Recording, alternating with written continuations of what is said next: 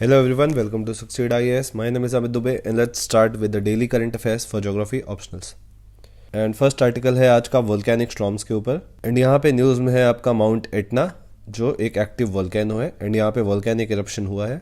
तो एक तो आप लोग को याद रखना है कि माउंट एटना में वोल्केनिक इरप्शन हुआ है क्योंकि यहाँ पे जीएस पेपर में इस साल 2021 में एक क्वेश्चन आया था कि वोल्केनिक इरप्शंस कहाँ पे हुए हैं एंड उनके कॉन्सिक्वेंसेस क्या हैं। इसलिए आपको ये लोकेशंस भी याद रखने हैं, ऐसा एक क्वेश्चन आ सकता है। दूसरी चीज़ जो यहाँ पे इंपॉर्टेंट है वो है आपका वोल्केनिक स्टॉर्म, जिसको हम लोग वोल्केनिक थंडरस्टॉर्म भी बोलते हैं एंड वोल्केनिक लाइटनिंग भी बोलते हैं। तो अगर कोई क्वेश्चन आता है 10 मार्क्स के लिए वोल्केनिक लाइटनिंग के ऊपर या वोल्केनिक थंडरस्टॉर्म्स के ऊपर, तो ये आपको पता होना चाहिए कि ये दोनों एक ही चीज़ है। अब ऐसा एक क्वेश्चन आने के बहुत ज़्यादा चांसेस होते हैं एग्जाम में, क्योंकि अगर आप देखेंगे तो ज्योग्राफी ऑप्शनल में हमेशा question number 1A specifically UPSC ऐसा एक क्वेश्चन देता है जो आपने कभी सुना नहीं होगा एंड इसलिए बहुत लोग क्वेश्चन 1 देखने के बाद पैनिक हो जाते हैं एग्जाम में।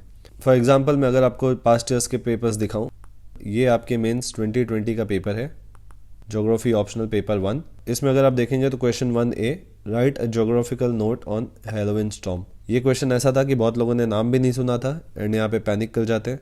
सिमिलरली इस साल क्वेश्चन 1A आपका आया था अल्टीप्लेनेशन के ऊपर, जो सिंपल टॉपिक था बट अगर आपने इसको सुना ही नहीं है तो ये एग्जाम में आप अटेम्प्ट नहीं कर पाएंगे। फिर इस साल एक क्वेश्चन आया था आपका लाइटनिंग के ऊपर डायरेक्टली कि indicate the causes of lightning, describe the threats associated with it. ये मेंस 2021 का, दैट मीन्स इस साल का पेपर है ज्योग्राफी ऑप्शनल पेपर 1।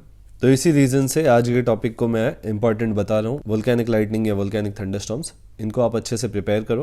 अब देख लेते हैं कि वोल्केनिक लाइटनिंग या वोल्केनिक थंडरस्टॉर्म्स अकर कैसे होते हैं। अगर आप यहाँ डायग्राम में देखेंगे तो यहाँ पे आपको लाइटनिंग दिख रहा होगा। इसी फिनोमिना को हम लोग बोलते हैं वोल्केनिक लाइटनिंग और वोल्केनिक थंडरस्टॉर्म्स। एंड इस फिनोमिना में क्या होता है, वोल्केनिक इरप्शंस को अगर आप ध्यान से देखेंगे तो वहाँ पे लाइटनिंग आपको दिखेगी जैसे एटमॉस्फेरिक लाइटनिंग होती है नॉर्मल रेनी सीजन्स में। एंड इस चीज़ को मैंने अच्छे से एक्सप्लेन किया है इस वाले स्लाइड में, यहाँ पे आप देख सकते हैं। इसको ध्यान से पढ़ना है आपको। अगर वोल्केनिक थंडरस्टॉर्म के ऊपर क्वेश्चन आया तो ये कंटेंट आपको वहाँ एग्जाम में लिखना है।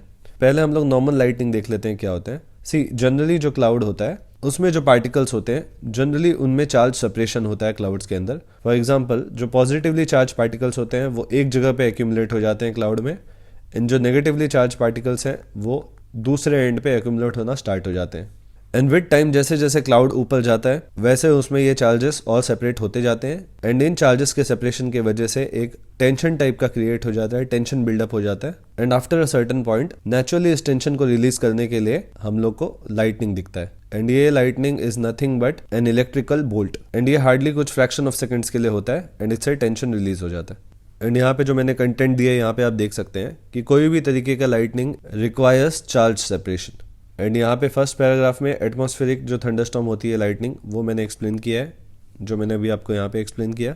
वोल्केनिक लाइटनिंग के लिए आपको यहाँ से रेफर करना पड़ेगा। वोल्केनिक लाइटनिंग में क्या होता है कि जो ऐश पार्टिकल्स हैं वो रिस्पॉन्सिबल होते हैं क्लाउड फॉर्मेशन के लिए। यहाँ पे आप देखेंगे कि जब वोल्केनिक इरप्शंस होता है तो ये जो ऐश होता है ये एक तरीके का क्लाउड फॉर्मेशन करते हैं। एंड इस ऐश के अंदर भी जो चार्ज पार्टिकल्स होते हैं बहुत positively and negatively charge particles वो एक्यूमुलेट होना स्टार्ट हो जाते हैं एंड चार्ज सेपरेशन स्टार्ट हो जाता है।